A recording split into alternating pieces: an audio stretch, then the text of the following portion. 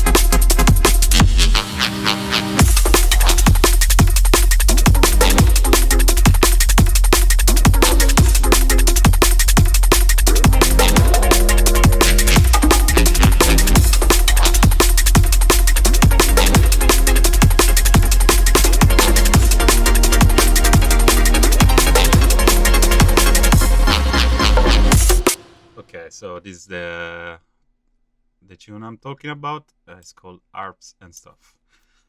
So usually when I start producing a tune and I start finding the idea for the tune, I can start from the drums or from the bass line idea or from a synthesizer idea. For this particular tune, usually I actually start from drums. I have a nice, sick drum loop, and I start developing the tune and the bass line around this drum loop. In this particular case, I start working actually on the melody, and from the melody, I developed the tune. It was something for me very different. I never do that, and but I'm quite happy with what came out. It's a tune that started from the soul, and that's why I kept it simple, because there was not much needed. So I'm gonna start break down the tune from the top to the bottom. Those are just folder containing all the instruments. But yeah, just so you know that I started from this part. I started from this melody, and yeah, was coming from inside, and then from there I start developing a tune.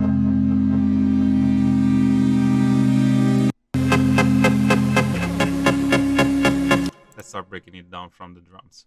So these are the main drums.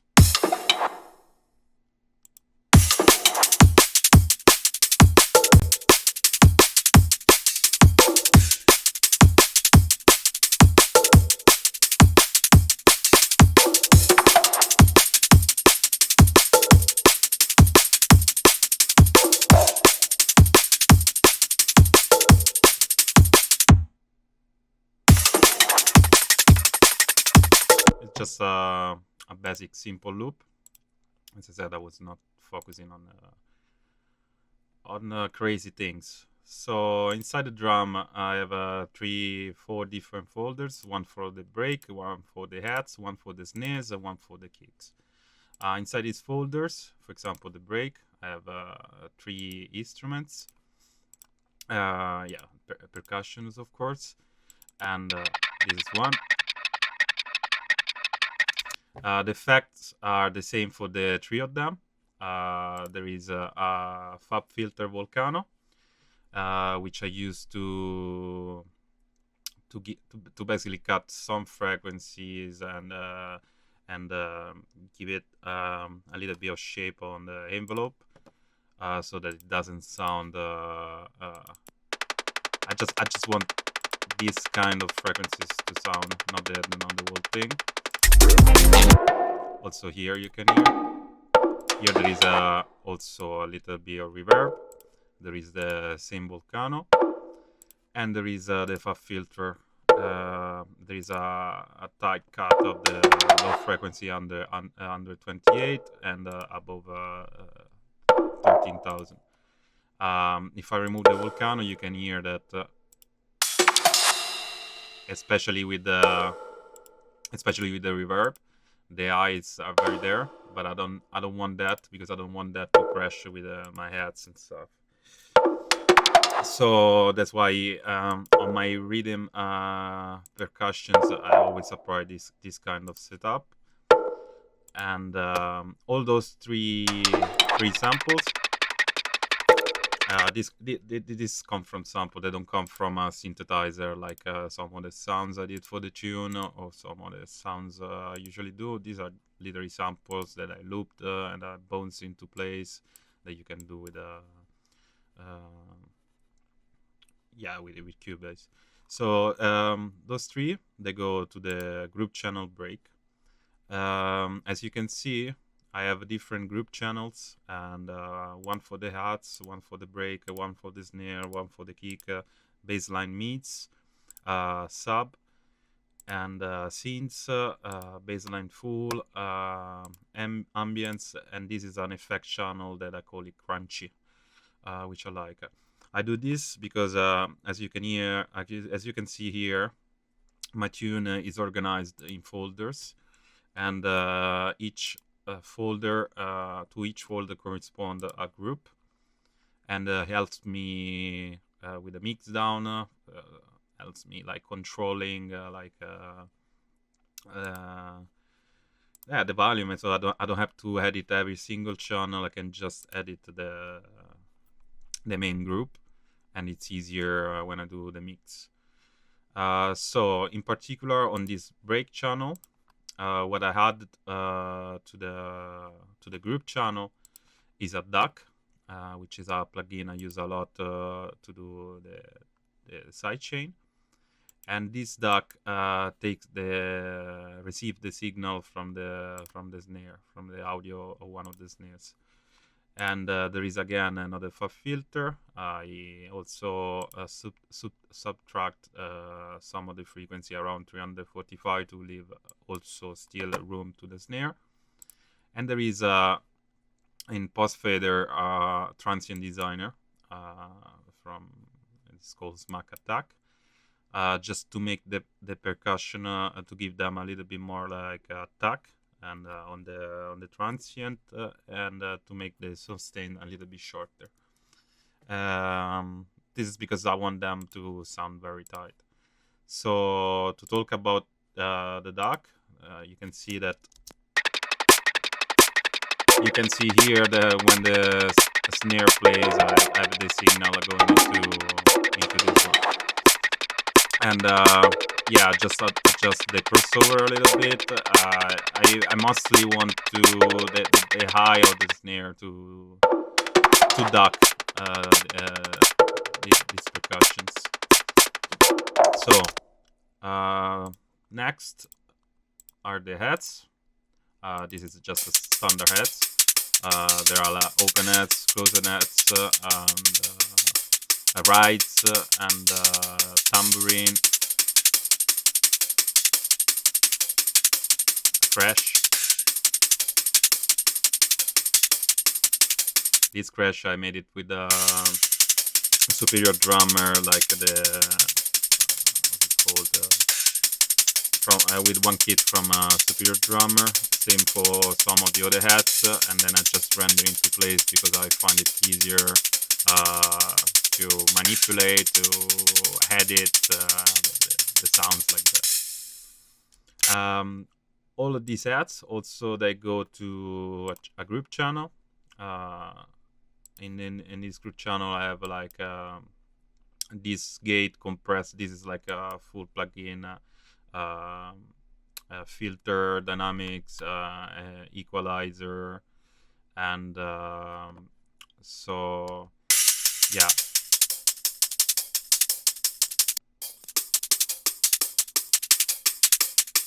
It kind of gives it that metal taste which I like.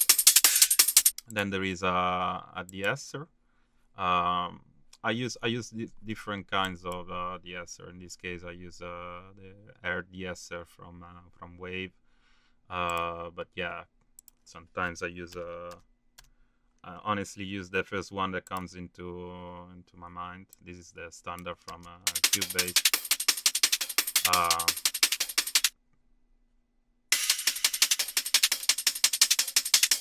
I use this because sometimes the high frequencies. The high frequency they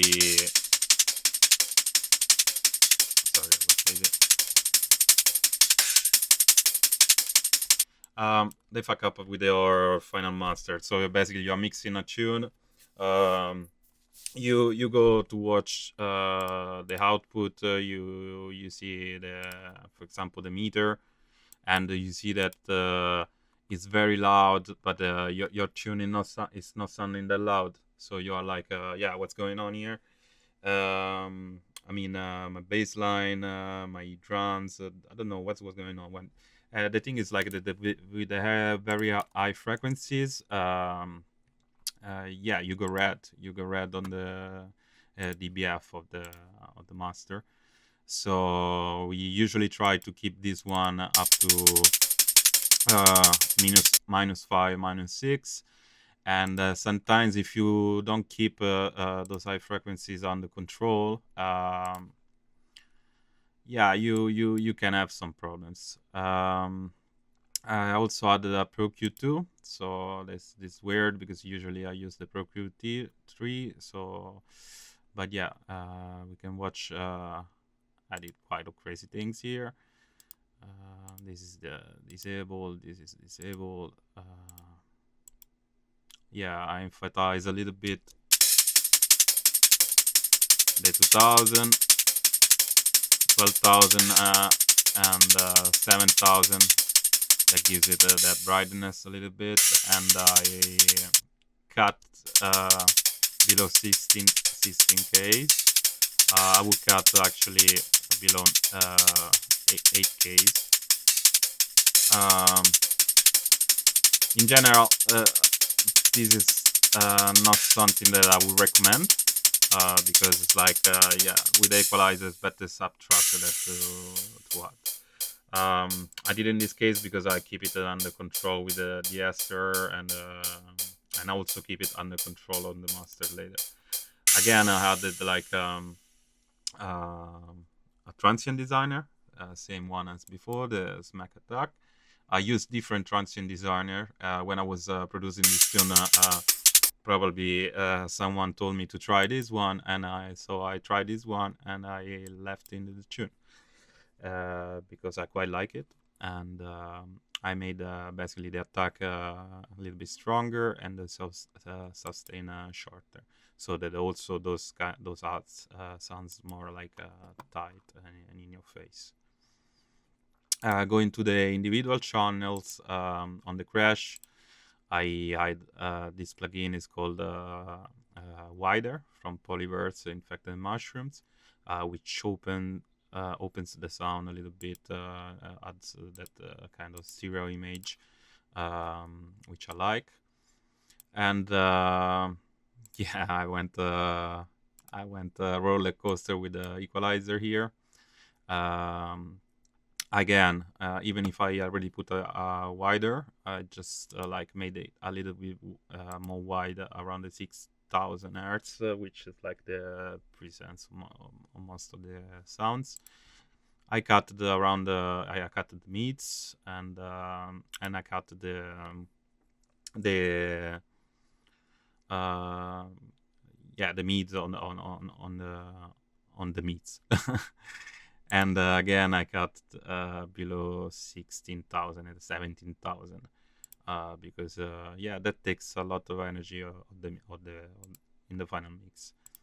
I probably did no, this is just a tight cut of the frequencies. Yeah, this is the same for everything. And yeah, that's it. Because I'm working with audio on this tune, I just wanted to show you, even if these are audio files, I wanted to show you how you can make, for example, net with Serum, because yeah, we are here.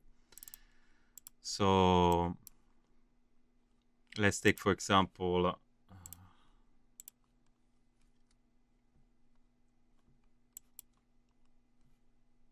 let's take our harp. This is the main harp we used to do this sound. So let's take this harp and let's turn it into heads. So we're just gonna disable everything here. Well, we need just the noise, so we don't need the sub. We turn the pan back to 0. Here is our heads. On the filter side, on the effect side, there is a distortion that we can just put on HP.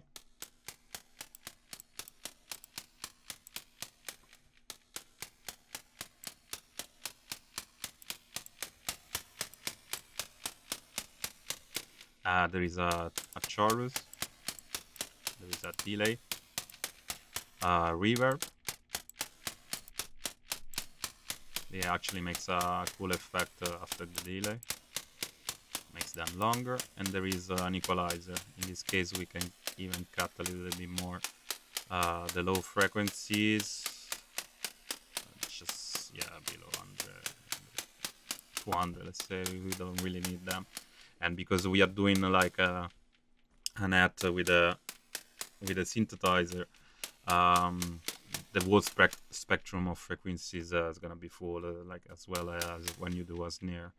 Doing snares or the instrument with a Serum is very cool, and it takes out the full range of the full spectrum of frequencies.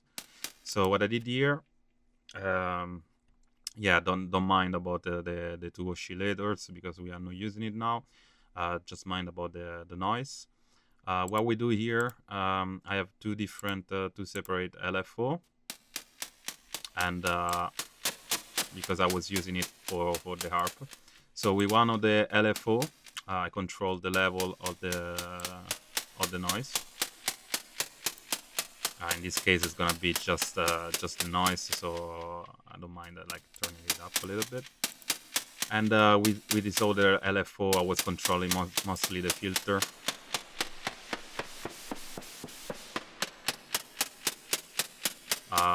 You can do because now we're just controlling the noise. You can do everything just with one LFO. And then with the envelope here, you can change the shape, and you can change the rate so that it becomes like the double up, faster up.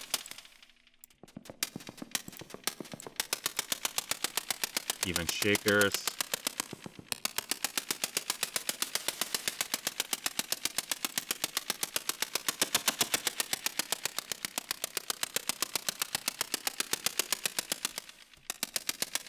Yeah, and that's pretty much it. Oh, sorry. I'm gonna also turn the envelope here because it was a harp. It was like the attack was very far, but I want the attack to be like very short. So this is how you can do hats or even a percussion.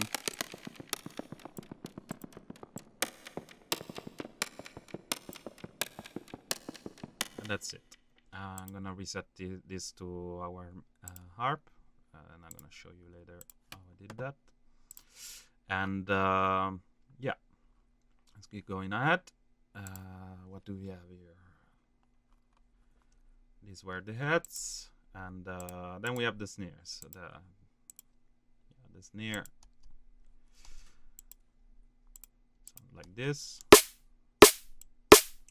These are a lot of layers, and I also have a media. Let me go back there. It's like a slapping in your face.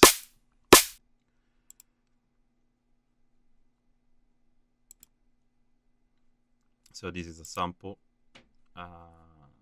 and I on all of the snares. This is another snare. I think I did. This I did it with Serum. I'm gonna show you also how to do a snare with Serum. And this is just the transient of the snare. Is the very short part of the transient. I also did this one with Serum. I used to, when I write the snare, I really like to just bounce the transient, and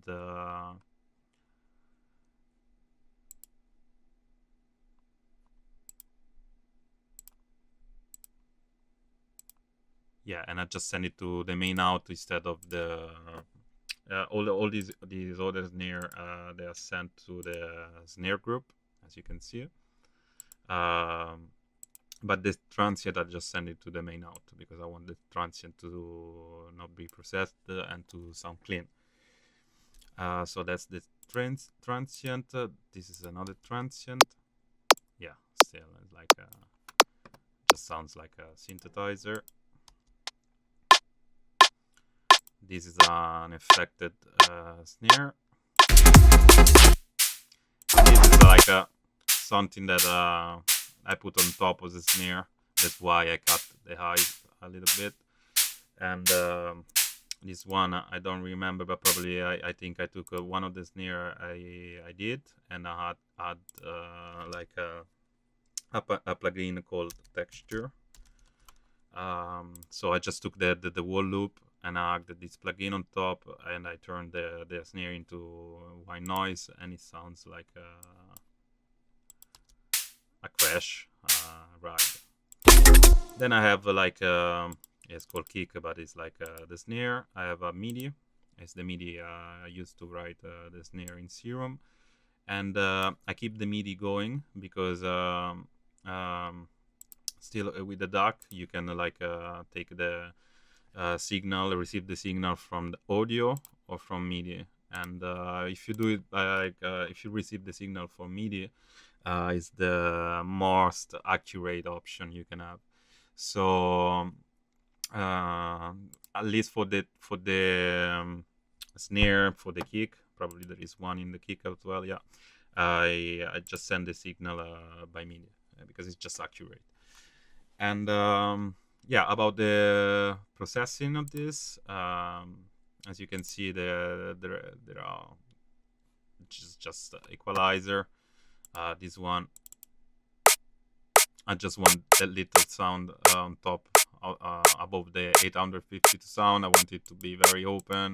I want the mids to, so I want a little bit separation to be on top. It's like a, yeah, it's like a slap on top of it.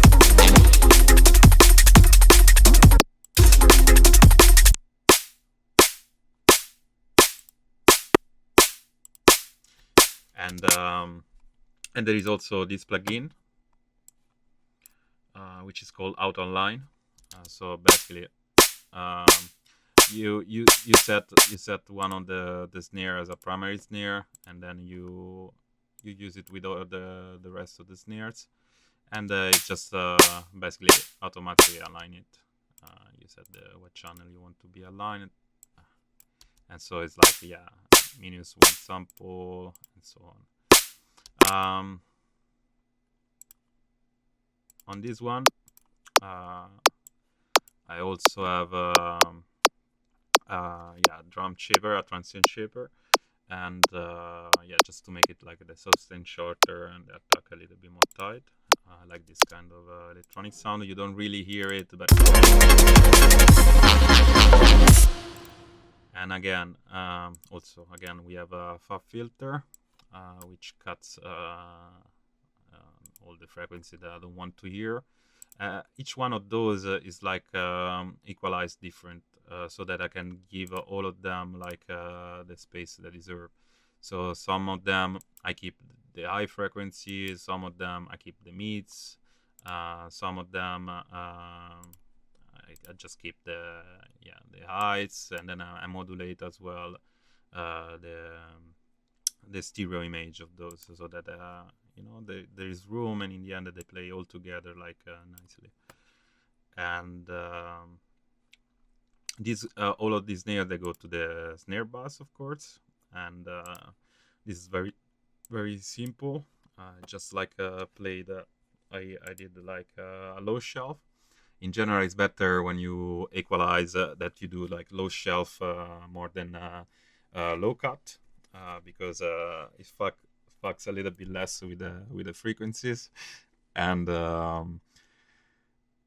let's say that when you use FAB filter Pro Q3, you should use linear phase. But if you use linear phase on a lot of channels, it's like just gonna fuck up with your CPU big time. As you see, it took me a few seconds to start the playback. So yeah, because you don't want that phase to fuck too much, especially with the snares or kicks. You know that you have like crazy things with the phase. What you do is like instead of cutting the frequency, you use like a low shelf, and still like subtract some frequencies, but at the same time, it's not extreme like like can be a low cut, you know.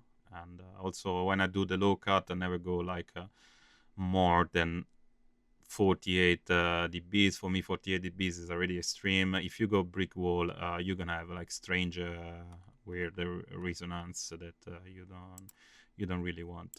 So in this case, I use the low shelf, and yeah, I give it a little bit of taste around the 300, 350, a little bit more. I added a little bit more, and I cut I cut the sides above 500 hertz, so that I can have the punch here in the center. And I think this is disabled.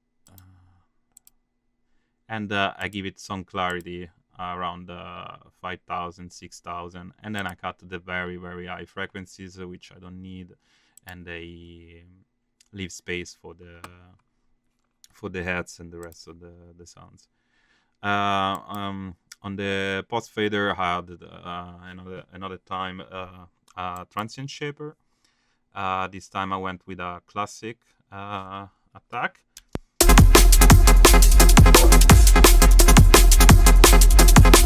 Yeah, it's going crazy. I had a lot of sustains, that's why you see that kind of crazy shape, and also a lot of attack. Yeah, but remember that also we have the transient. The transient goes straight to the output. It's aligned with the rest of the snares, but I don't want to protect the transient, and just need this little frequency to go like to my main out, so that I can play clean. It's not gonna be processed by all the things we do. So yeah, these are the snare. I can show you how I do the snare in Serum as well. Let's take one of my snares. So I'm gonna choose this Nero snare. It's a snare actually made for the Drum and Bass Academy video course that I did. It's 8 hours video course, so like make sure to go check that and download that, buy that. It's like inside you can find these presets and 8 hours of video course, baseline presets as well, and yeah. So this is the snare. What I did here, I create like a LFO with this shape. I put it like on a envelope, BPM Anchor 1.4, and I assign this to, those are basic shape like analog PD and analog PD, also the second shape, the second oscillator. So with the first oscillator, what I do is like I assign this to the level of the first shape. I assign also this to the level of the second shape, and that's it for now.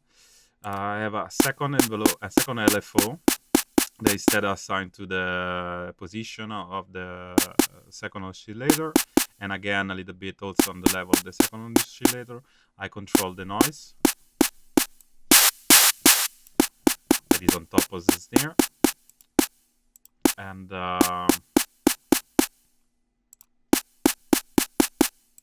that's it also. I have a third LFO. I don't know why I didn't use, I use the number 4.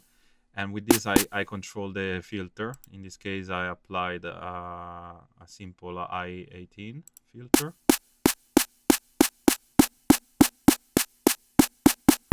I don't want it to go too low, so I just leave it like that. You can go mono as well if you like, but I will process that later with a fab filter or with a stereo imager. So for now, I don't care that it's going to mono.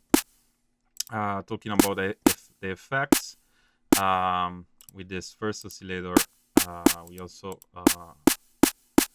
control those, and there is a distortion set on the other two, and I set the frequencies around 330, the drive like this, and then pretty much mixed, and yeah, then I had a reverb. The size is around 14%.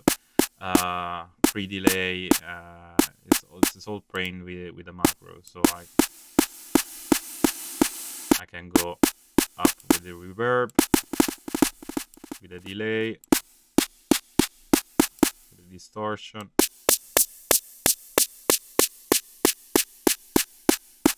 and with the filter as well. And yeah, and there is a delay. The delay, if you don't use it, it's like it's almost not there. It's a short feedback, 40%, 1.4 normal BPM, and yeah, that's it for the snare. Then you just connect it to the MIDI and you know what to do. So in this case, this one. And yeah, let's go ahead. And this is yeah, this is how I made this snare.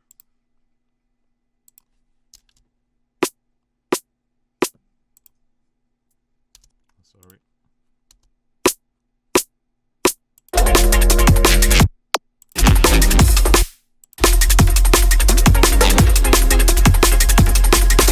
Which is the main snare of the tune.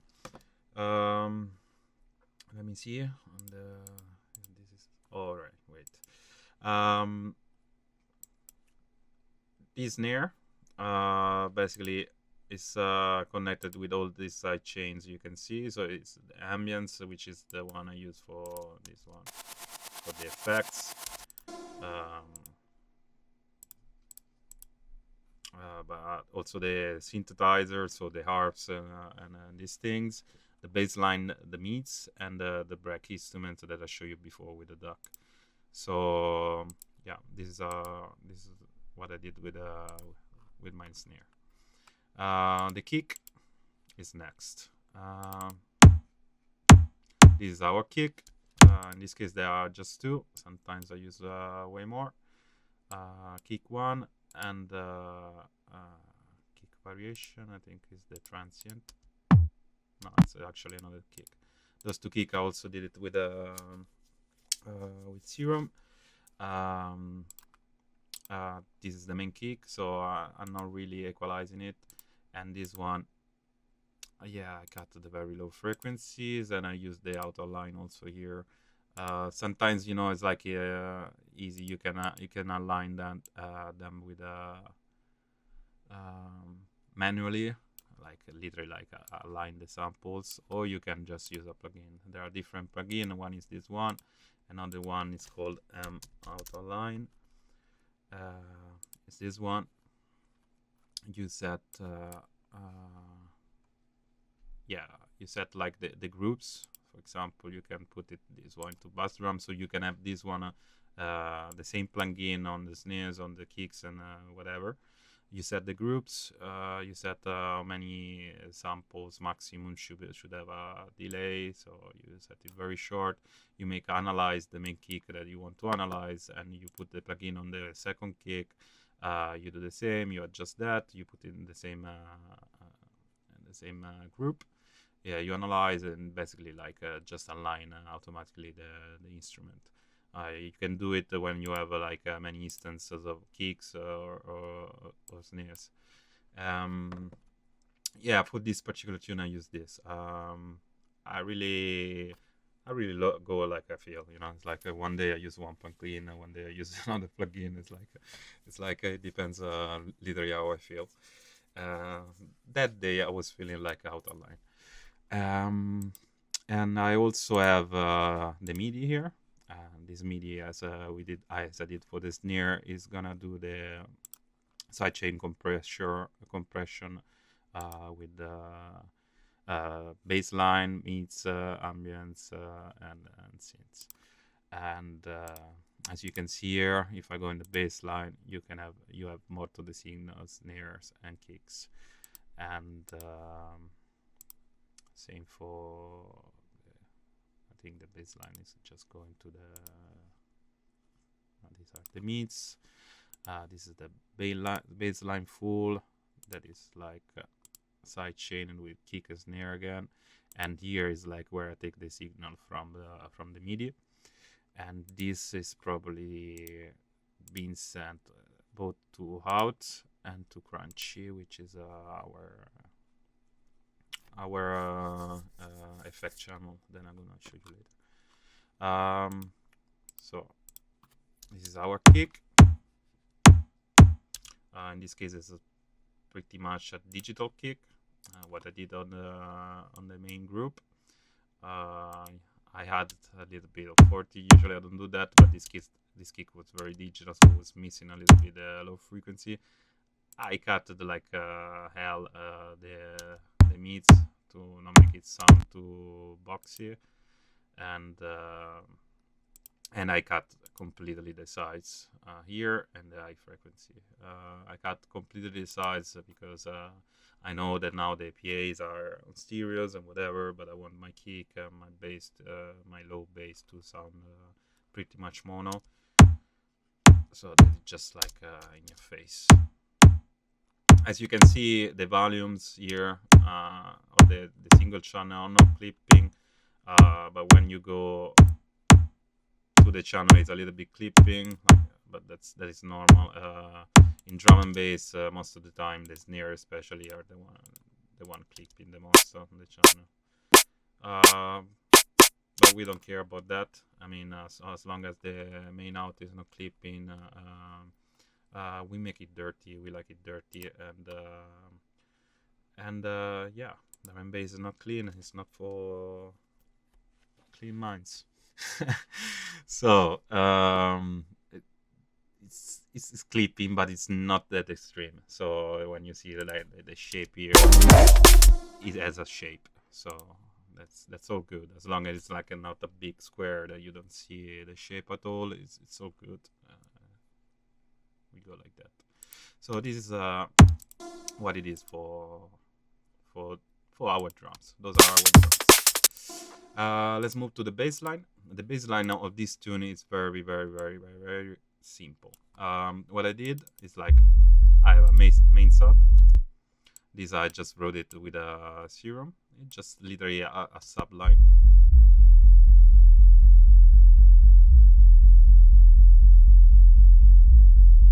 And this one is modulated as well with the duck. So let me see. This subline is going to it's going to the sub, and it's just like it is. Probably already bones it. And it's processed into the sub group with a low hair, max bass, and a filter.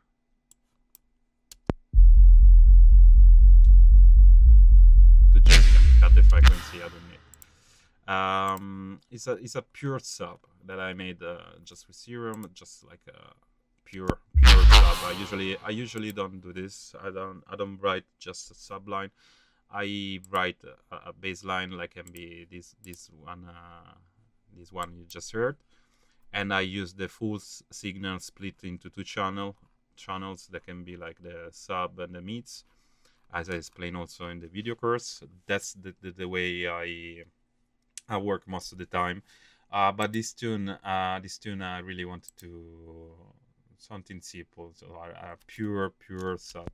So this is what it is, just pure sub, and with some mids. This is another instance of the sub with a variation, and there is just like a mid that I did it with serum. And if I this one, if I send it to stereo out, and here,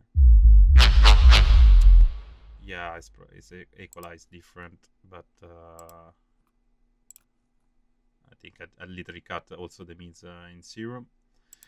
And I can show you also how I did this baseline, the mid one. The sub, I think is pretty easy, you know how to do it. It's just like one button. And yeah, this was the MIDI of our baseline, and there are some variation on the mids. I had reverb that you can clearly hear.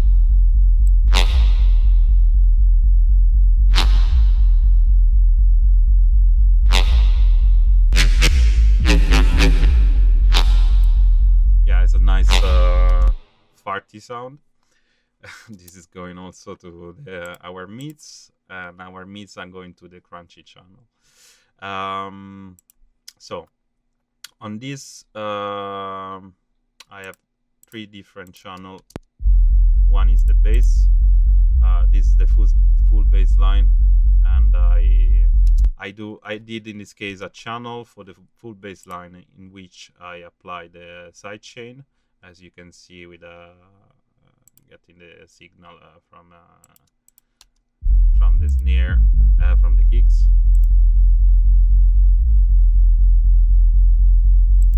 Now the kicks are not playing, and then I split this one. I send it to crunchy as well, and I sent it to the main out, and then I have the sub and the mids that I treat a bit different, even if they are still sidechained.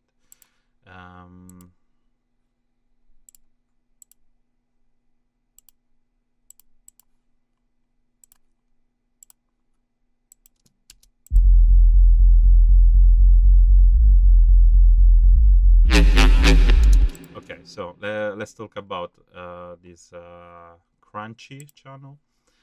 These I use most of the time. This you can apply even to the sub. If now I send this sub to the crunchy channel, you can actually hear what it does.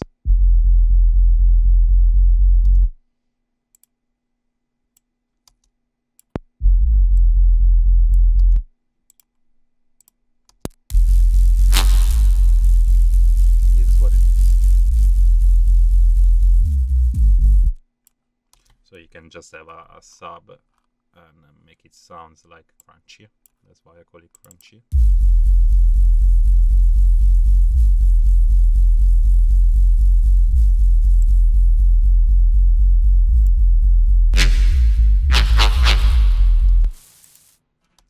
I put a gate at the end of this chain. Let's explain this chain of my crunchy channel. There is a cannon fat that again I use it to make it dirty. As we said, we like it dirty. There is some big crusher, match tube, and that's it.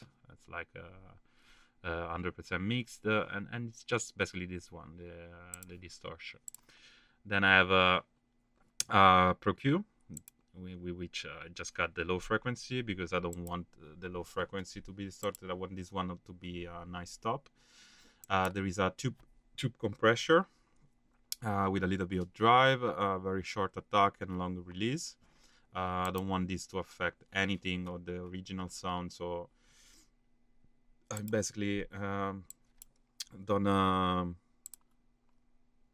I don't care about going all the way. If it was my original bass line, I would go like this, like so it wouldn't affect the transient. But in this case, I don't care about the transient. This is like just something I want on top, and it's a nice crunchy effect that I want on top. And of course, there is a big crusher, and the big crusher does the big crusher work. It's like like noise. So that's the big crusher. It's a big crusher, and there is another equalizer in case all this processing would generate kind of a weird low frequency, which I don't want. And there is a gate. The gate, I use it because I just want this chain of effects to sound when this particular loud sound comes in. I don't want it to sound like it was sounding with the sub. So I don't want it to make it completely dirty. And also, you see, if I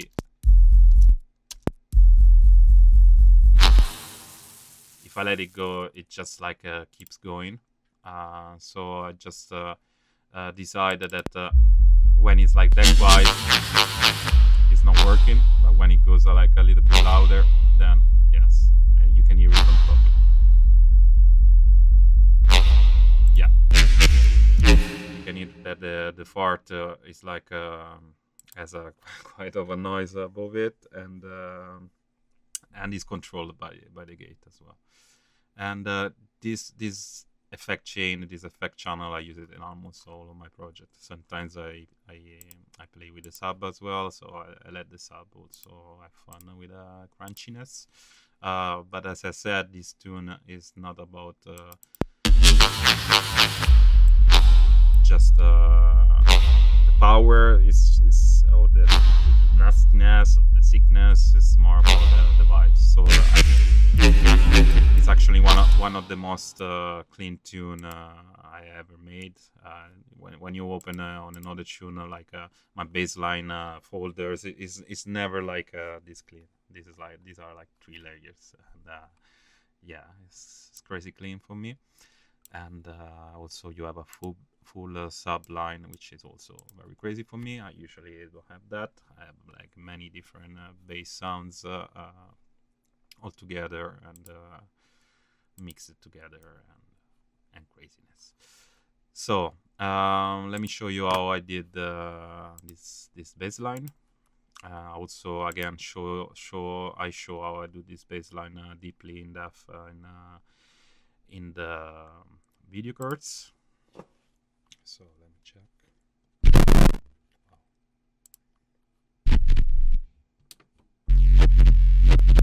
Yeah, it's like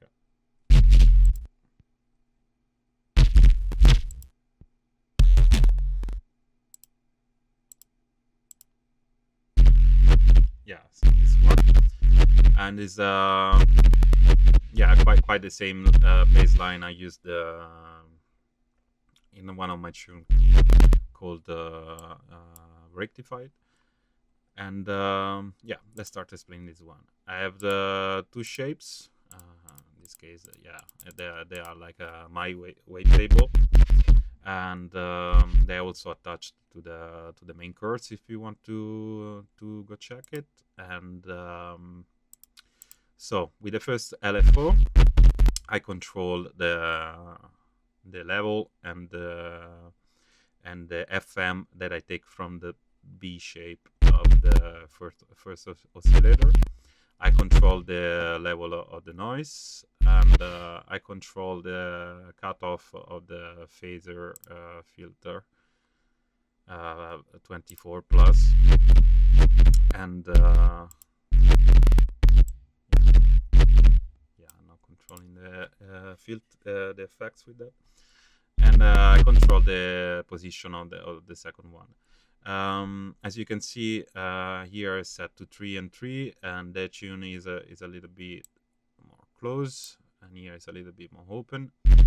And I put all the way down to random, because if not, the sound is gonna keep changing the whole tune. I also control the level of the sub, which goes actually direct out, because I don't want it to be filtered. I want it clear. All right, and yeah, it's clipping a little bit because there is too much stuff. That's why I also ran into audio, and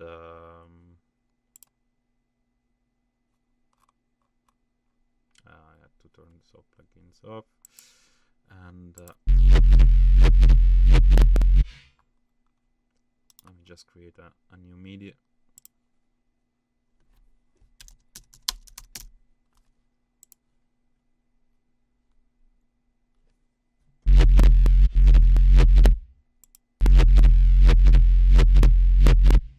Okay, so yeah, I just have a simple basic LFO. I don't have two or something.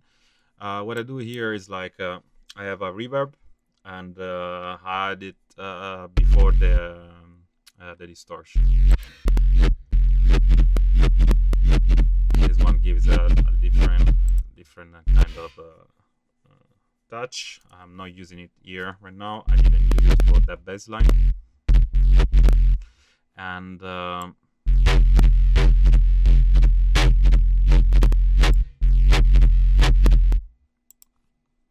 really want to disable some effects that are turning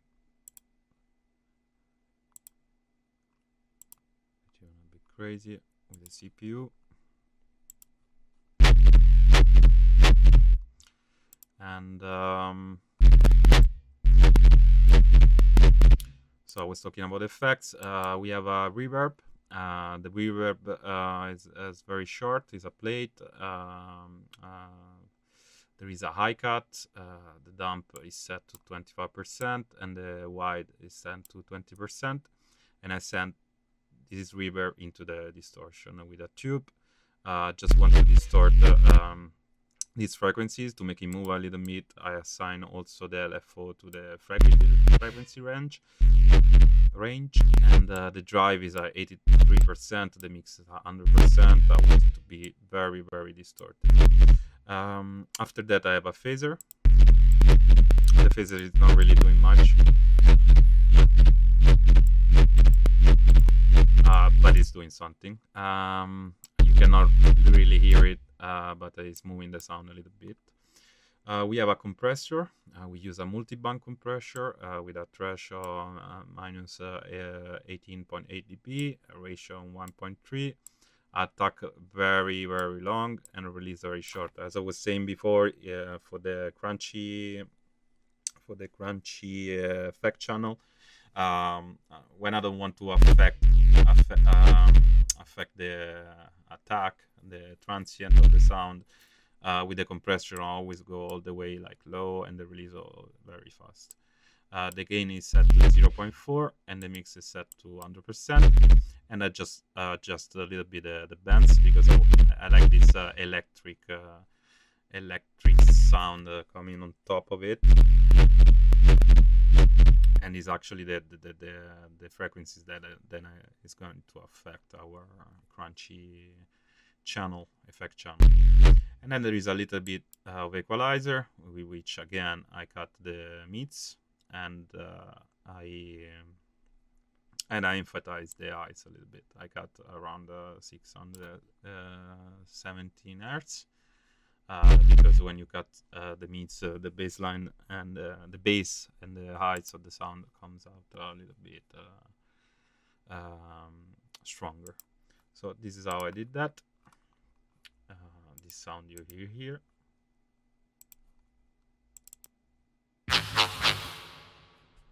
And it goes, of course, into our dirty channel. So there is something extra on top. You can also do that with this, but it's just something.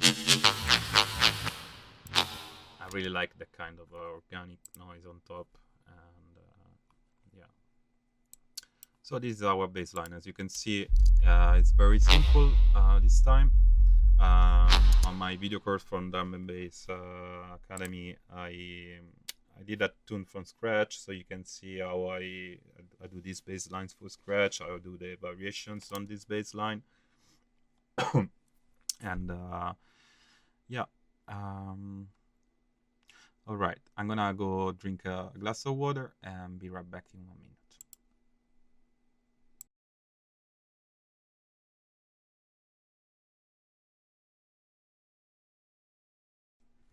So I'm back, fresh. I just drank some water. What is going on here? Yeah, drank some water. I light an incense over there, as you can see. That makes me focus. And yeah, I explained. We were at the baseline. I explained the baseline. This is what we did. It's a very simple baseline. There is our sub. There is our farty sound.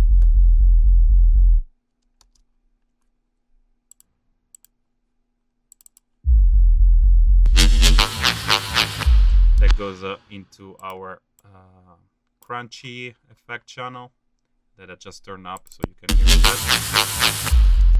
It's a lot of noise, and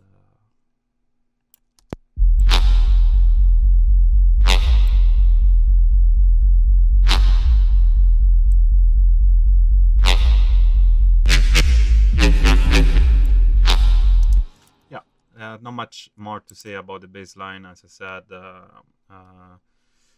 I made this tune very simple, very easy, and let's move ahead. Let's go ahead. Let's move to the synths, which, as I said at the beginning, is where I start from. The idea of this tune started from these synthesizers, this melody.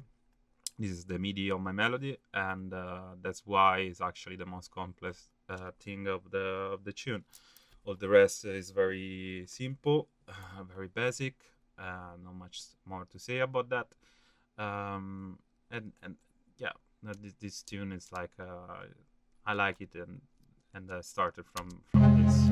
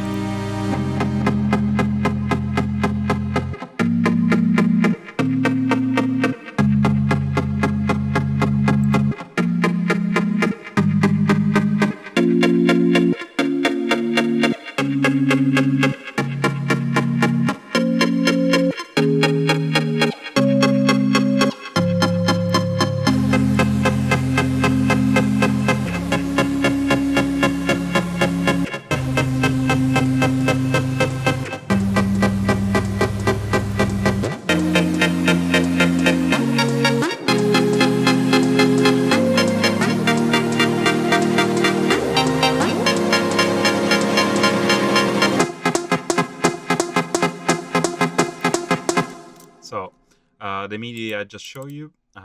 Each one of the sounds that you hear is as it's one of a piece of this MIDI. So basically, there is this pad. It's just yeah, I call it sine. Just a simple sine, as you can hear, and it's connected to the low of this MIDI.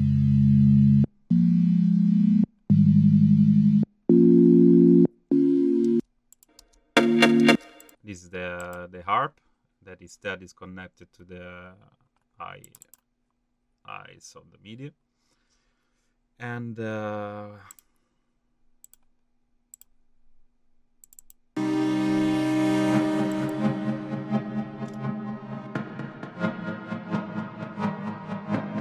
is also connected to the mid's eyes.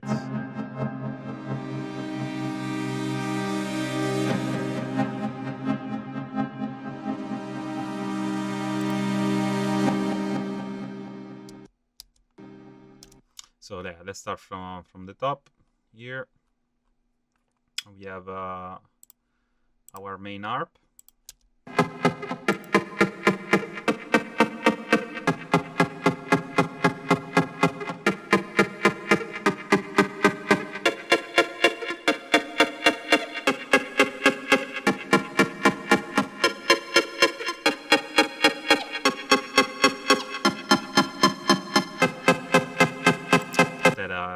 Into audio. On this channel there is again a little reverb and an equalizer. I just got the low frequency, which I don't need. This harp I did it with Serum. Let me show you.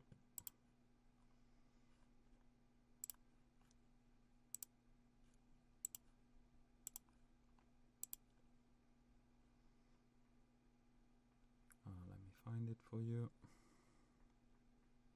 I'm wearing glasses not because I'm blind or I have problems with my eyes, and just wearing them because of the blue lights. When you spend like many hours in front of the screen, it's better to protect your eyes a little bit, and my eyes were a little bit tired, so that's why I'm wearing glasses. For those one who are wondering, I usually don't wear glasses, so mom, don't worry.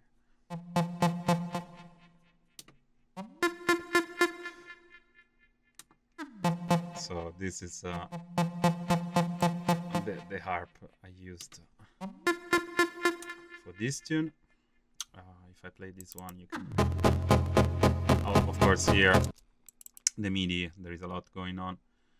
So yeah, that's why you hear this kind of glitches. But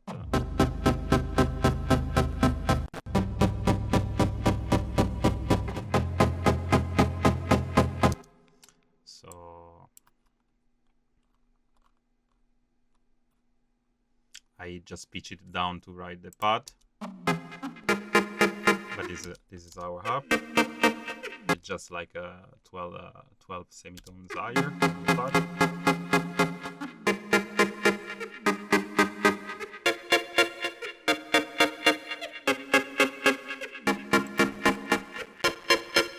So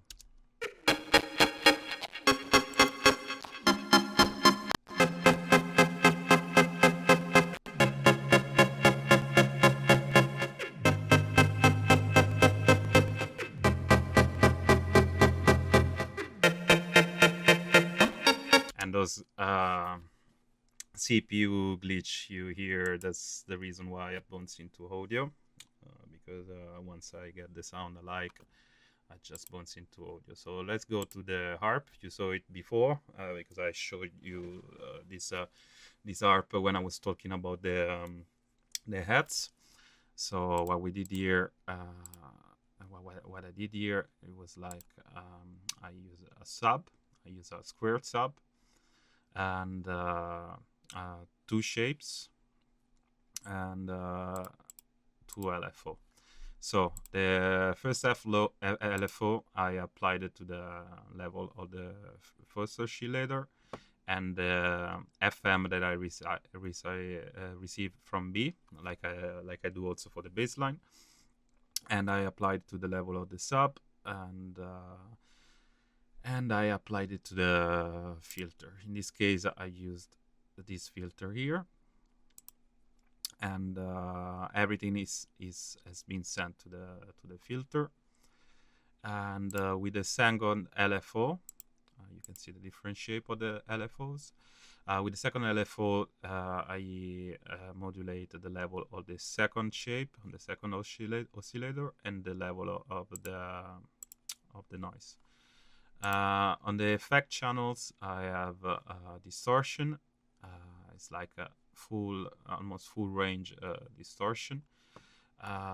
It's very low, 18%, and 46% in the mix.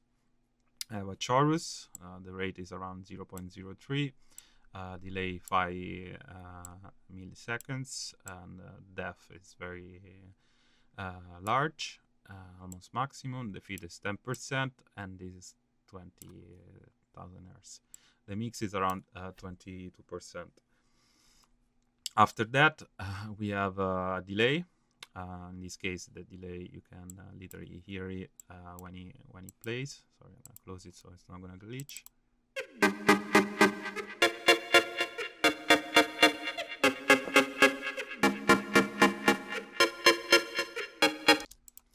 And yeah, the delay is set with a feedback of 56%, 1414 BPM, normal, and this is the cut of the delay, and it's 30%. Then we have a reverb. In this case, I put it into all. 35% size, 3.5 seconds, low cut 0%, high cut 52%, spin 25%, spin depth 20%, and mix of 24%. And then there is a equalizer, and I cut the frequencies around 76 Hz, because I don't really need the baseline or weird frequencies in the low, and minus 2.3 dB of cut with a Q of 45%. And yeah, that's it. Just like you can go a little bit more high with the high frequency, but we don't need it, because we're gonna use like also an external reverb on this, and it's like the reverb sometimes can affect a lot the high frequencies, and I thought that it was already sounding good. And yeah, that's it. That's it for our harp. It's also very simple, but I really like it, and this is how it sounds.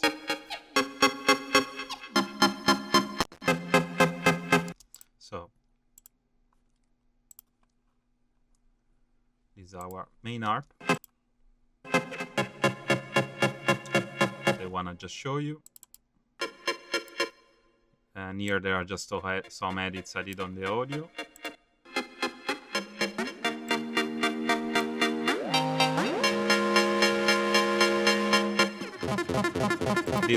This is a variation on the same harp.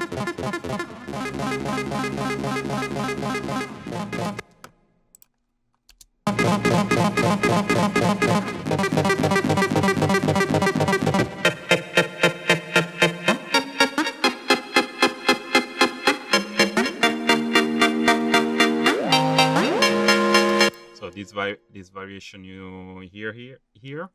I made it with modulating the MIDI file using a MIDI insert, and I used the Arps SX. And yeah, with this you can do crazy things. It's like a standard in Cubase, and you can create from even more harps from an harp. So as you can hear, the original harp is like that, and then after the modulation it comes out with this. And that I just did it with this. I didn't change anything inside the serum. I like to play with this or with this one a lot. This is like a easier version of this. This is the complex one. You can do sequences. It basically modulates the MIDI. When you have a complex MIDI like this, you don't feel like go in and change every single bit. So what you do is like you can use just MIDI insert and do the job for you. And the result that came out is very good. What I did was like just yeah, render into place like this, my MIDI file, and that's it. Also, what I did with the harp here with the macro that you can see in the matrix, as you can hear here,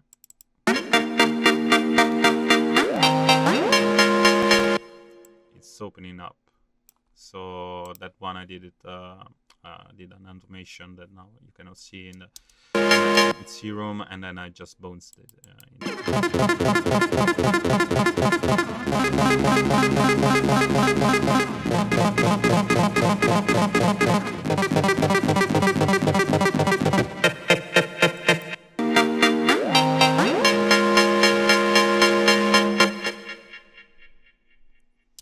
and that's the delay. So all of the channel, of course, I'm going to our synthesizer group channel. In this group channel, I have a Fab Filter Pro MB, which I use actually as a sidechain. So I sidechain just this specific frequency. So it's a dynamic change. I don't want the whole spectrum to be sidechained, but just this band here. And we have again a de-esser. Because with all the reverbs, the sound of crazy. And a Fab Filter Q3, in which I low shelf a little bit the bass frequency, and I cut the high frequencies. And yeah, these are not sending it to the crunch here because I want it to be clean. So this one is just one edit that I probably made with a glitch plugin or something. There was even a clip, so I just faded it out because yeah, as you can see, there was probably one plugin and then I automated, which I removed. Yeah, just like little effects that together with the rest, it sounds like that. It's the same harp that I modulated with a glitch plugin. Then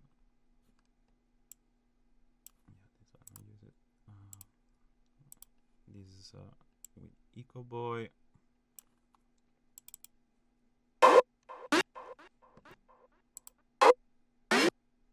This is another same sound that I used for the harp, that I just like twisted big time using like I think a Saturn, Fab Filter Saturn, and now it's like with Eco Boy. I also probably did the glitch again, the glitch this effect here.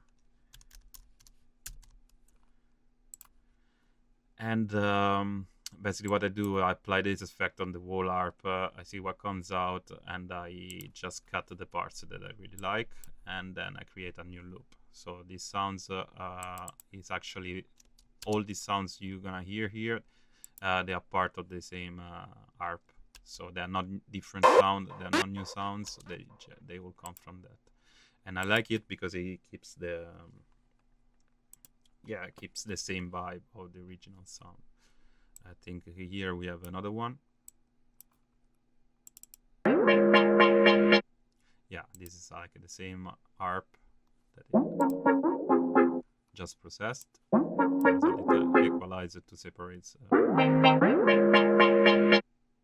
to emphasize the mids and remove the sides a little bit.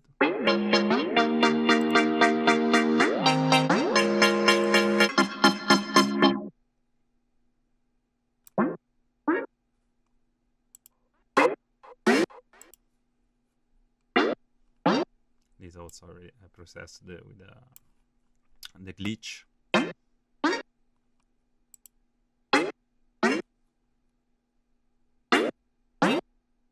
But this is actually the same harp, just processed. And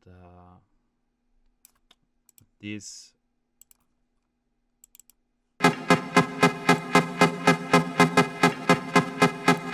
This is actually the same ARP. The only thing I changed here, I'm using like a reverb and what else is automated? A reverser.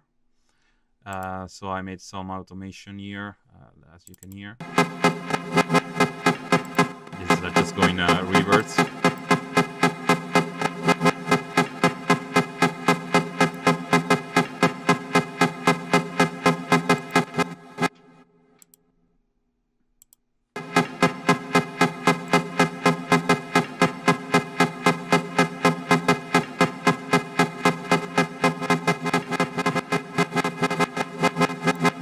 So with the reverse, I just go reverse, so you can hear. And it's still the same sound. Usually I do this like by modulating the audio. So I just create a different instance of the same sample, and I just reverse it by processing the audio reverse. But in this case, because I had the whole tune, I just playing around with the automation of the reverse.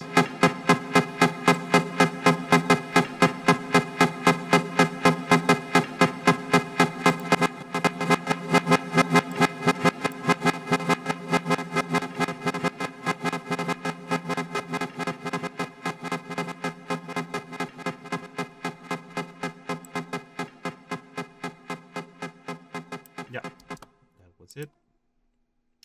Then we have this one. I should have called it reverbs and stuff. It's just like a one hit, and this hit basically modulated with a reverb and stuff. The volcano and a FA filter. I think this is the sense. Yeah, that was the straight sound, so that it just goes like straight like that. It's a rhythm sound, and with this one I've been playing around with. I added like a reverb again, which is automated here. You can hear how it opens. And after the reverb, I play like a fuzz to basically give it distortion. So again, we put the reverb before the distortion, and a FA filter to just keep the frequency range. And this is like this keeps going for the whole tune.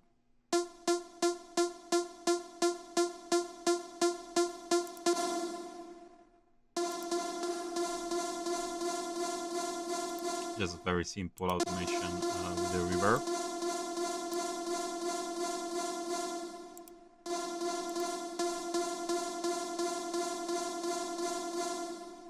And that's it.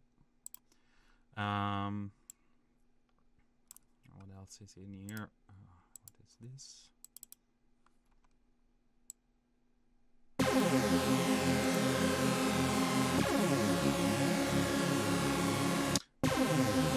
This is just a basic synth.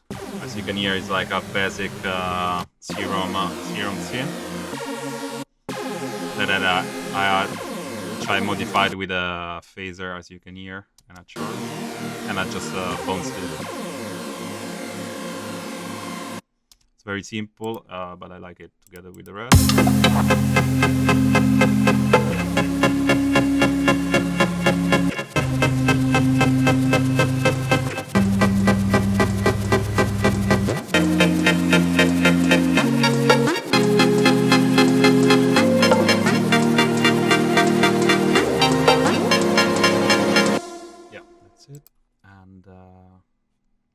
Not much to say. This was literally a basic one. I just bounced it like it was.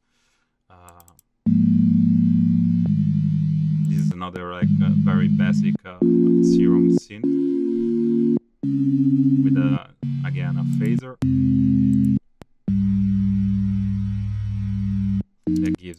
kind of metallic sound on top, and also this one it just bounces like it was.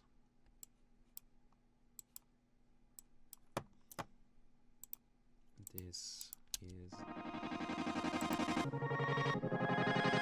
still the same of the harp.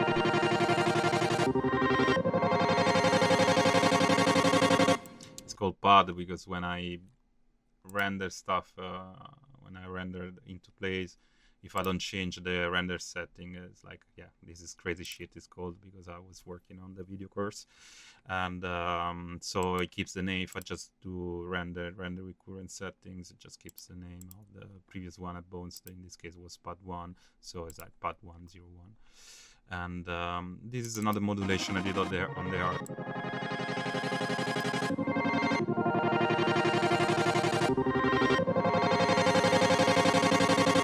For this one I used a tremolo, as you can hear, and I just open up a little bit the synthesizer, and then I just control the volume, so it gives it this kind of effects.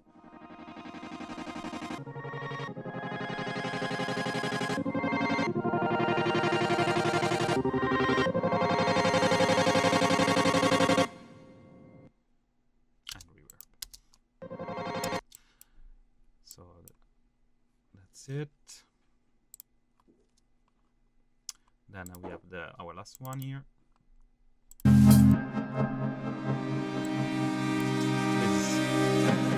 This is a sound that probably I took from Contact or something. And then there are just few cuts of the same sound.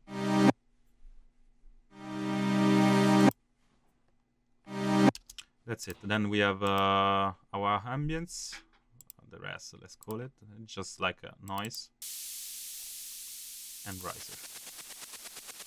The riser I did it with a plugin called Riser. The noises I did it with this Tal noise maker. Very, very basic. There are not extreme risers or extreme things in this tune. It's just like literally basic. That's it. And this is it for this tune. Going to the output, I have first in the chain a Saxon bass. With this one, we are able to see what is clipping, and of course it's the snare. It's always the snare clipping the drum bass.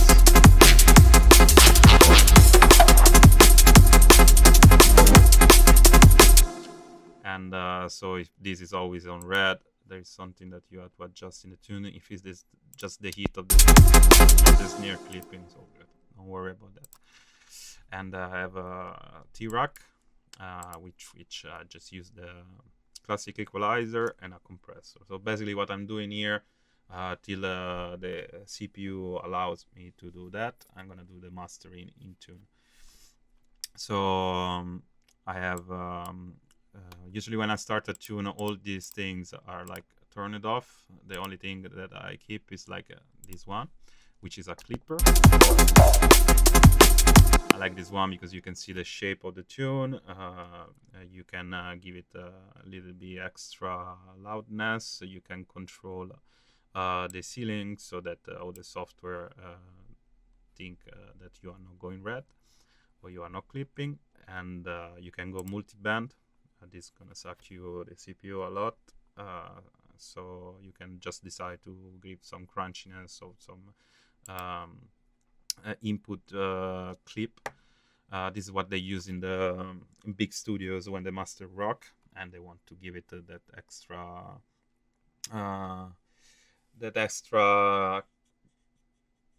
touch to the master, so they clip in a little bit and reduce the output a little bit, so it sounds more like intense.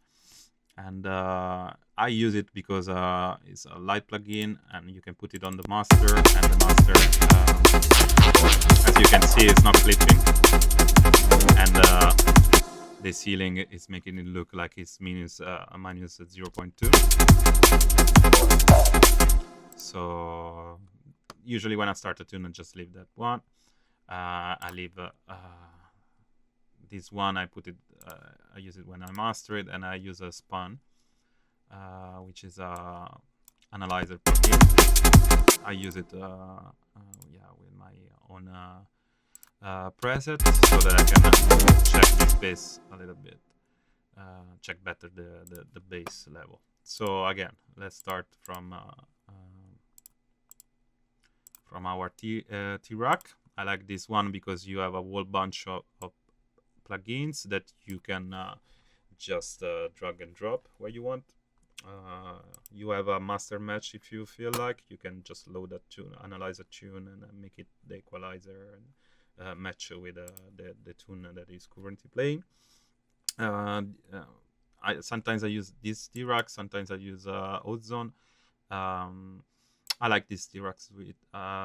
There is a lot that you can use, also multiband. In case you have to work on different separate frequencies, you can limit just a few frequencies. You can do this with those there are like 1,000 ways you can do it, 1,000 of plugins. This plugin in particular, I like it because you can just drag it up and choose what you like. I've used just a classic equalizer and a classic compressor. You can see it. As you can see, the equalizer is very light. I'm touching a 0.8 on the low mids, on the low, sorry, and 0.0 and on the low mids, high mids. On the high, I'm touching 0.3. I'm cutting above the 18,000 because we don't need that. I'm cutting below the 20 hertz because we don't need that. This is our crossover. So this is actually very light. It's not doing much. I'm doing more equalizing with the FUB filter. I just leave it there because I keep cutting the highs and low. Sorry. And then there is a compressor. As you can see, also here the ratio is 3. It's not much. It's not doing much. Of course, it's compressing. This is its job. And don't touch the stereo imaging. The attack time is set to 43 milliseconds, and the release time is set to 770 milliseconds. And the sidechain is set in this case on 95 hertz. Sometimes I set it to 100, 200. It depends from how the tunes sound. And after that, there is our lovely FUB filter. Again, I low shelf the low instead of cutting them because it creates less change less the phase of the whole sound. I don't want the phase to fuck up too much. I cut the sides below the 157 hertz. Sometimes I cut it even more. In this case, I wanted the tune which is based on pads and harp, to be a little bit more open. And yeah, there is not much here. A little bit more like presence around the 4,000, and then a cut of 18 dBs up of the 16,000. And this one again, you should use it linear phase, but yeah. Then there is a Pro Hell. This one you can also use it when you're playing it. I just use it to limit a little bit more. I put it on transparent. This all the way to 0. Attack all the way to the low, to the slower, and release all the way to the faster. That's it. You can do the ceiling also with this plugin. If I remove this,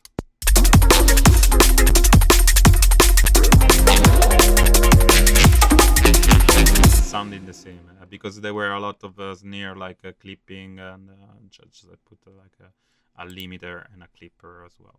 But sometimes I just leave it like with this. And as you can hear in our span, our bass line is around mid -3, and our average loudness is about -5. You always want this baseline to be between -3 and 0, not above that, and you want the average loudness to be around -5, -6. Even if some tunes can be also -2, -3 lately, but it doesn't matter. I mean, if you like a good compromise between between like loudness and dynamics, is better you respect that. And this is our tone looks like.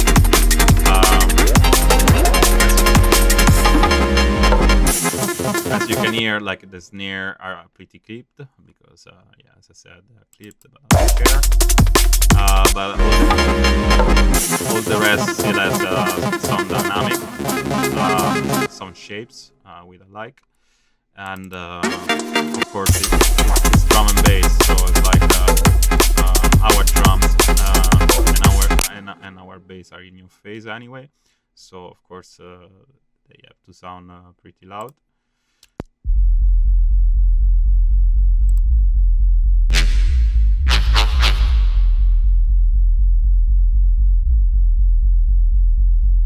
I could even go louder with the sub. Still almost clipping it.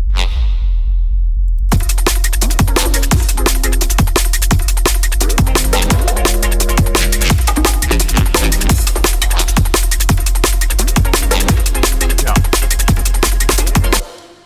And that was it. This is just did the breakdown on my tune. This is what I did on Arps and Stuff. I hope that my explanation could help you a little bit. And now I'm gonna drink a glass of water, and then we can go ahead with your question. See you in a bit.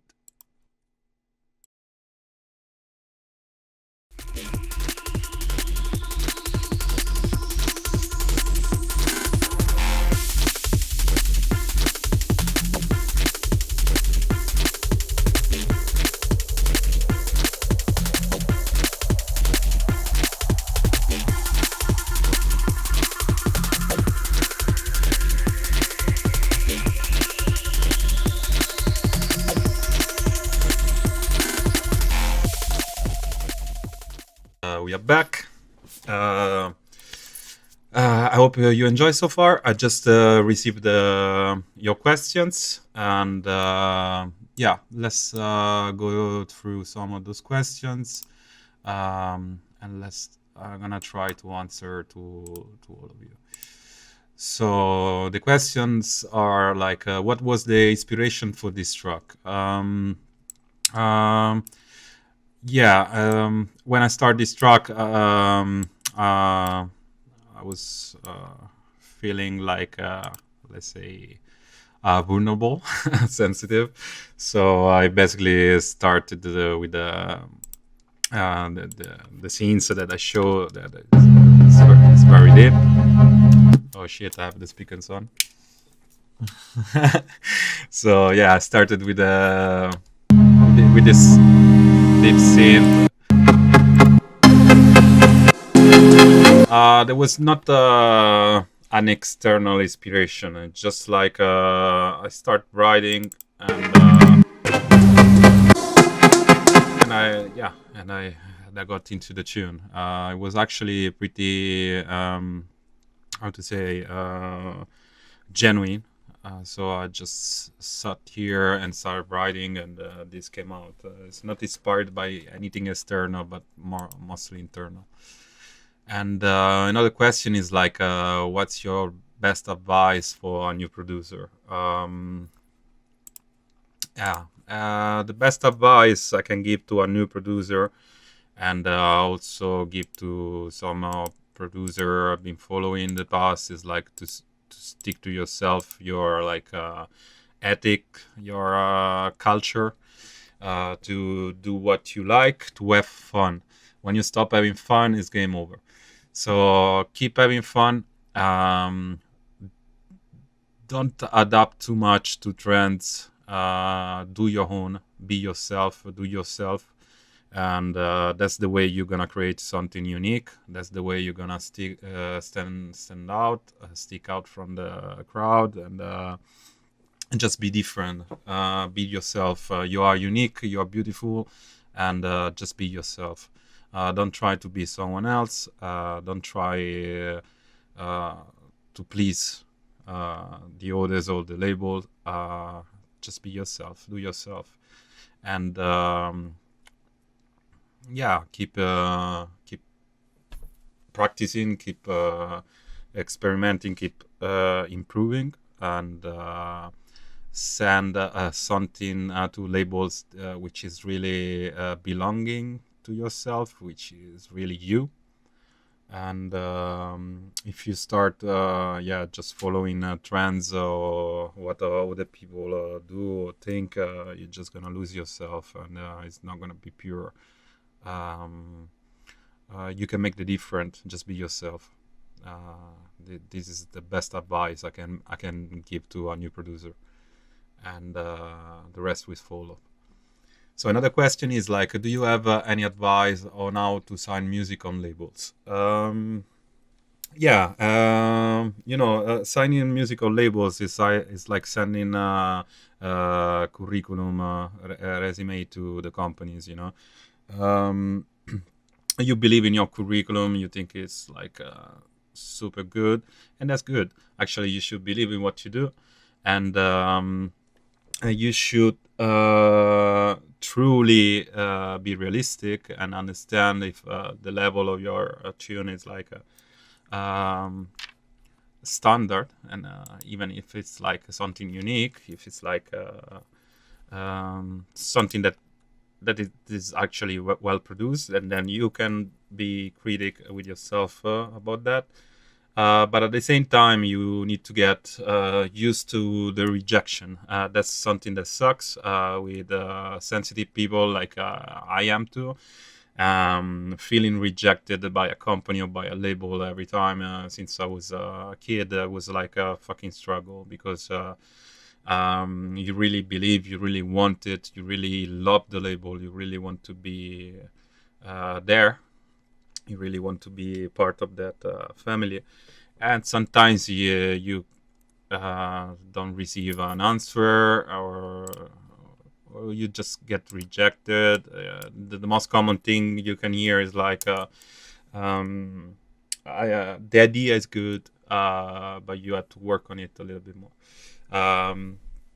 So the idea is good is already something, and just take all the feedbacks you receive, especially from labels, not from random people. The feedbacks you receive from labels, from producers, as gold, because you can grow a lot, you can learn a lot, and then when you feel ready, when you think like that objectively, that your tune is like sounding good, is like technically good, the creativity part is like yourself, like I said before, just be yourself, and send it to the right label. Of course, I cannot send a liquid tune to a label like Prospect, for example. I cannot send like a neurofine tune to I don't know, to a label like a Wood Recording. It's like also keep in mind that the target you choose. So if you think that your sound is like fitting the sound of the label, and your tune is good enough, just go for that. What I suggest also is like, if you have a plan, you want to release on a specific label, and you think you fit that sound, just stick to that. Don't start releasing like a lot of bunch of tunes everywhere. Just work for that. So at one point you're gonna succeed. And so the question itself was like, the advice to sign music to labels. Believe in yourself, do good music. Uh, uh, yeah, the label is like your target, so like just understand what kind of sound the label has. Just do good, and they will notice you, and they will sign you. If it's good music, it's good music. That's it. Another question is like, do you make all your sounds from synthesize? What's better, better samplers or synthesize? I use both. As I show also on this tune, it's like there are samples and there is synthesizers, and it really depends. I mean, sometimes most of the time it's drum and bass. So what I write with the synthesizers is the bass and the drums. Sometimes, just to be quicker, I take some add sounds, but the main part, so the kicks, the snares, and the bass line, I wrote it with a synthesizer. With the samples, you can do a lot more, like percussions, all things like that. That you can also write it with a synthesizers, like a superior drummer, but they are still samples in the end because they are recorded from real drums. So talking about samples, those are still samples. And if you have to craft every single sound of 200 layers tune or whatever, of course, it's gonna take a few months to start writing a concept. So I mean, I like to write my bass line. I like to write my snares. I like to write my kicks with a synthesizer. But I also like to use samples, and it makes life way easier. What is better? It's better to use the synthesizer, of course, and good samples, good quality samples. So it's better to use them combined. This is my answer. Another question is like, when you start from scratch, do you have specific steps that you follow in order to get from a blank canvas into an idea or sketch? Do you have a method?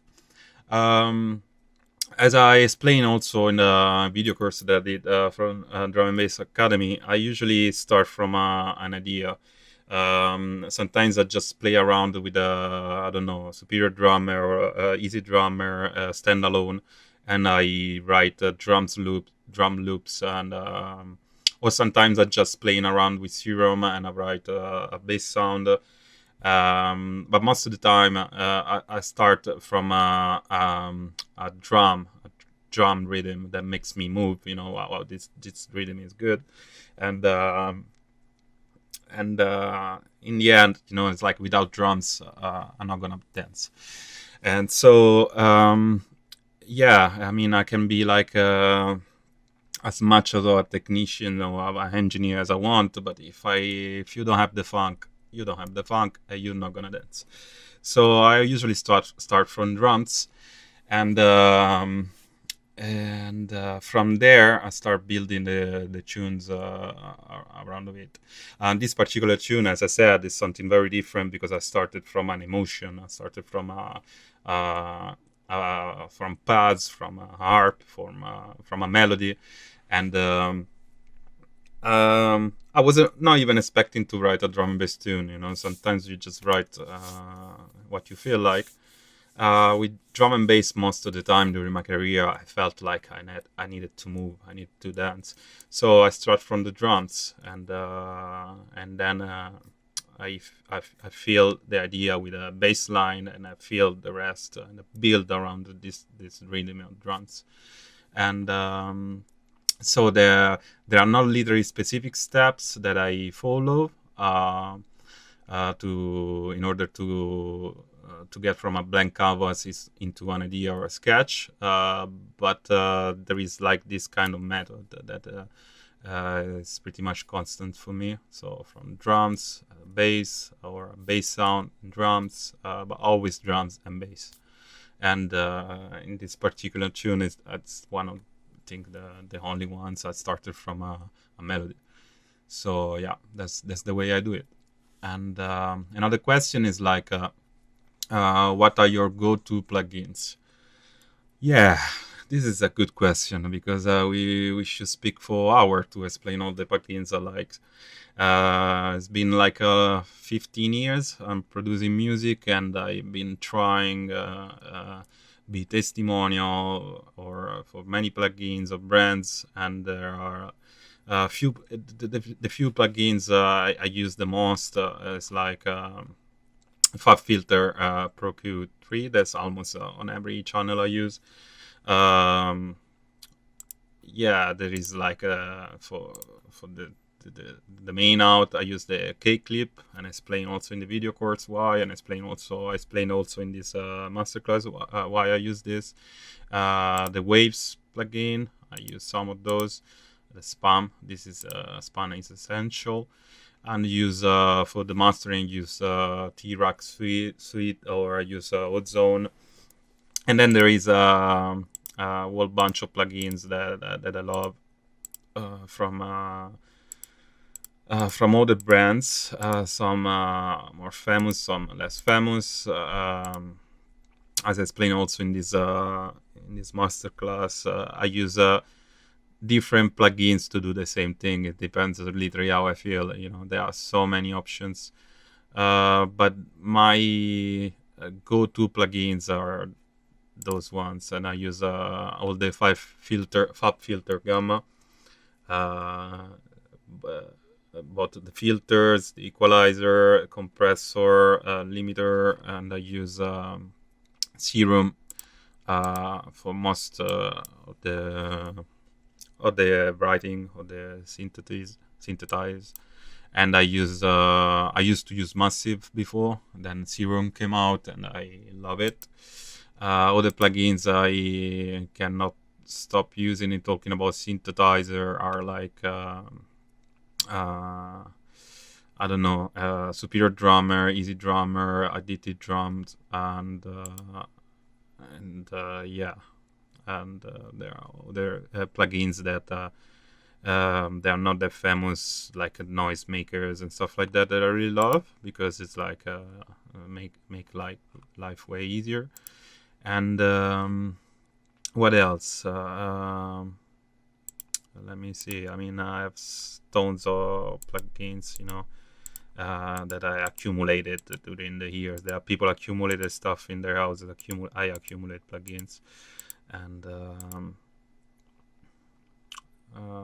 yeah, Isotope, I already mentioned it. I really love the Waves Cloud drums, or JJP for the drums from Waves.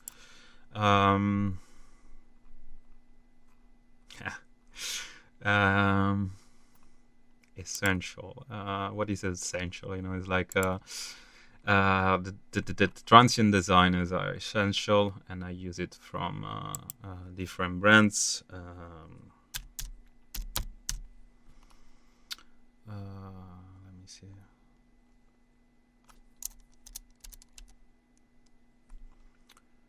Some of the SPL plugins I love, and I'm in love lately with this Duck plugin from Devious Machine. It makes it really easier and at the same time accurate to do the sign chain. And I like this one, which is the same brand. Is a drum shaper, same brand of Additive Drums. These are all my to-go plugins I always use. I used to use a lot Enigma in the past from or Doubler. The Doubler, I use it a lot for the voices, for voice processing. What else? For filtered, I mentioned it.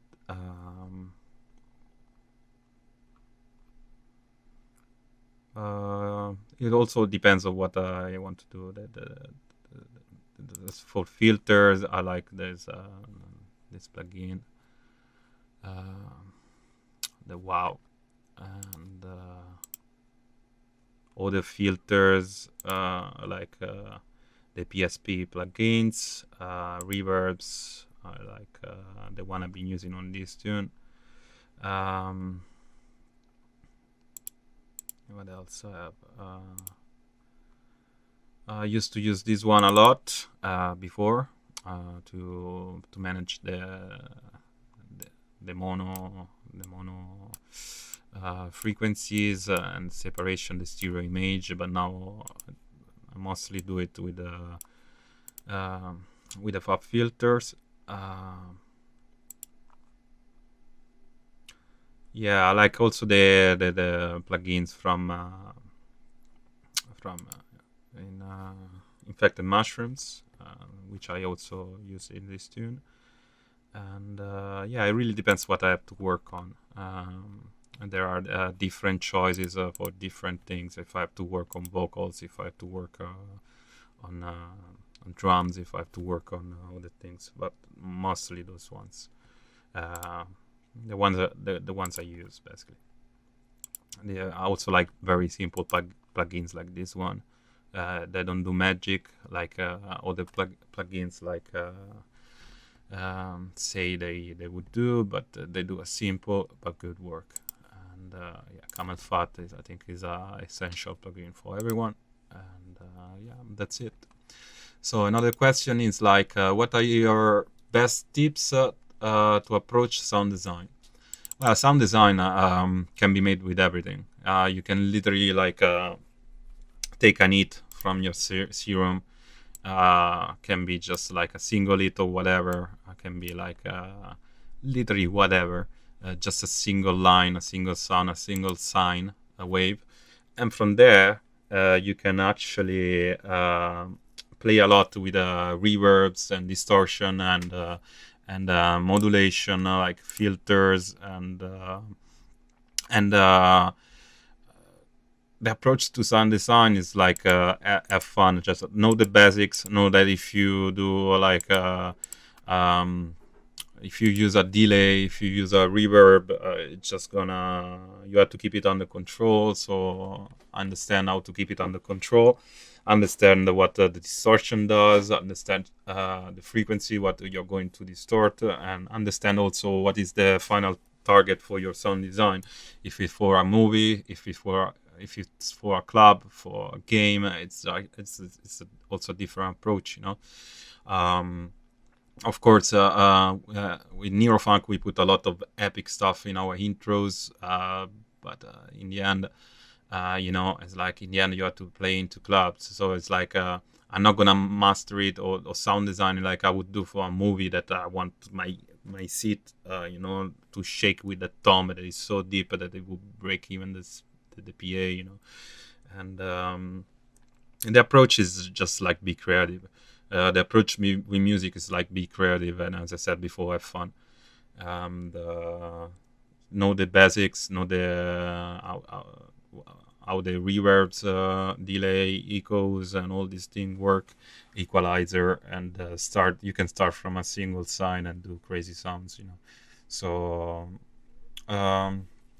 my tips are just like know what your processing is gonna do to the sound, and sound design can be like writing into the synthesizer, but can be also the processing. So it's like if we talk about sound design in Serum or another synthesizer, the approach is just learn the synthesizer. Once you learn the synthesizer, you learn the different kind of waves that you can use. You know what is a square wave, what is a sine wave, how to combine them together with different oscillators, how to modify them with an envelope or with LFOs and whatever it is. And those are the basics I'm talking about. How to apply effects to this, and you know this, then you just play around. I mean, what comes out sometimes is really big. It's really like you start with an idea, and then what comes out is something that is unexpected, or it's even better than the idea you had in mind, you know. And just because you play around with it. So yeah, that's my tip. Play around with it. How do you keep improving when you feel stuck in your skills? How do I keep improving? I don't know. I listen mostly. I'm trying to understand. I'm trying to learn from all the producers, and yeah, sometimes I even ask, you know, like, how did you do this? Or I've been asked, how did you do this? Also from other producers, and it's like it's a sharing, you know, knowledge. it's good to share. That's why also we are doing all these masterclass and video courses. When I was younger, I was like a little bit more like, okay, this is my little secret, my treasure.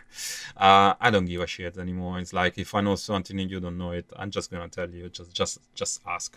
I mean, this is like when knowledge is about should be free, it should be shared, and what works for me maybe it doesn't work for someone else, but what works, you can listen to someone else and just understand what you want to understand and improve yourself, or even improve the skills itself for the rest of the community.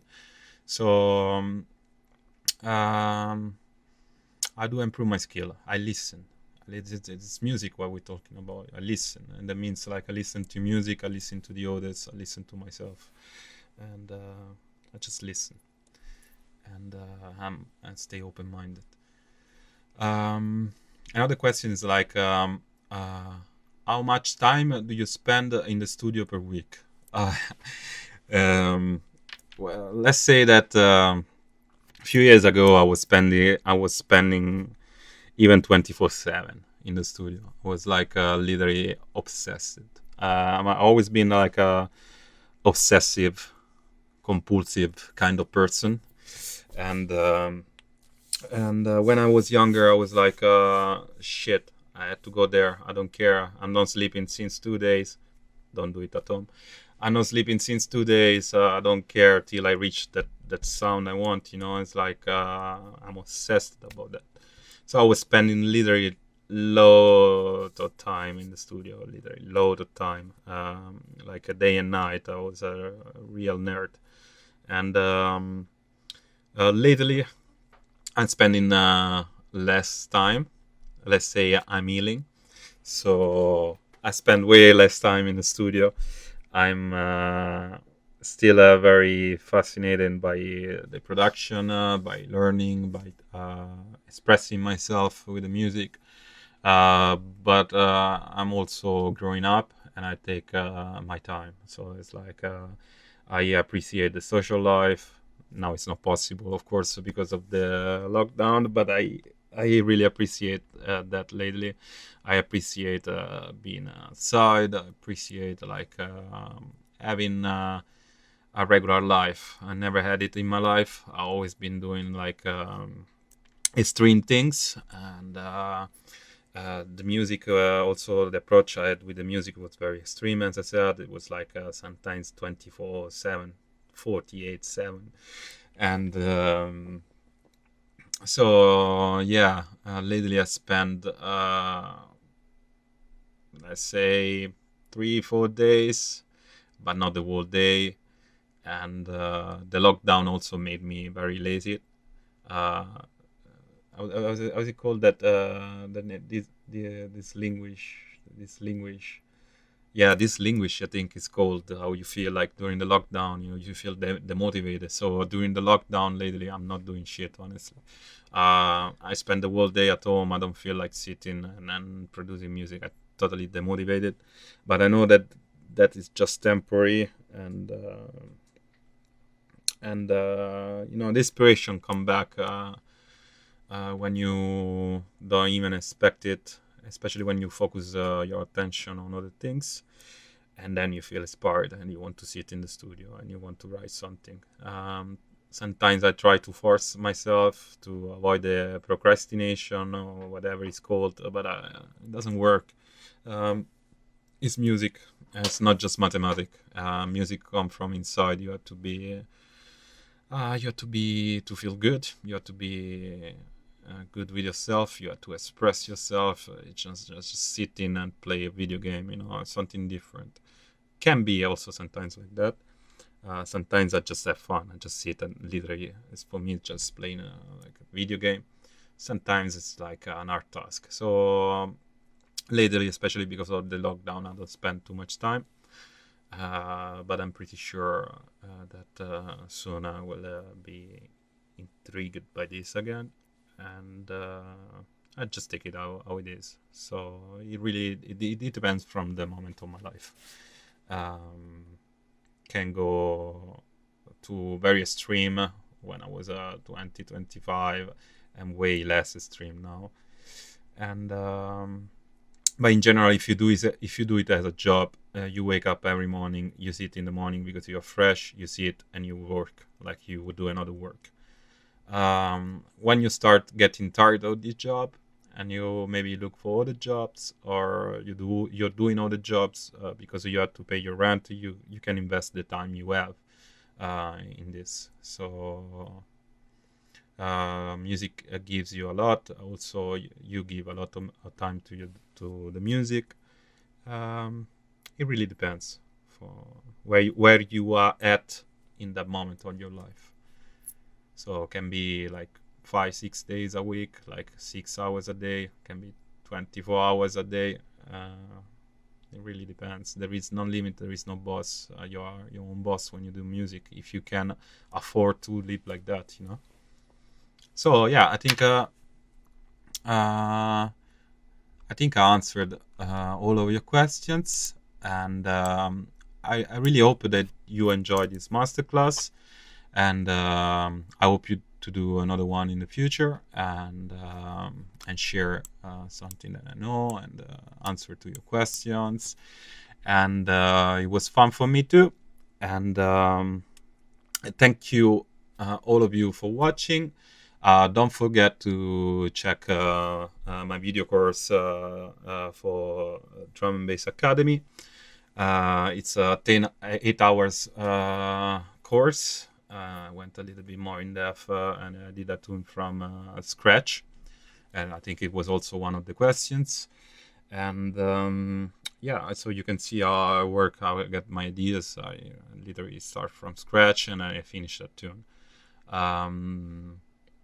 Yeah, again, I hope you enjoyed. Thank you very much for watching, and see you soon. Bye bye.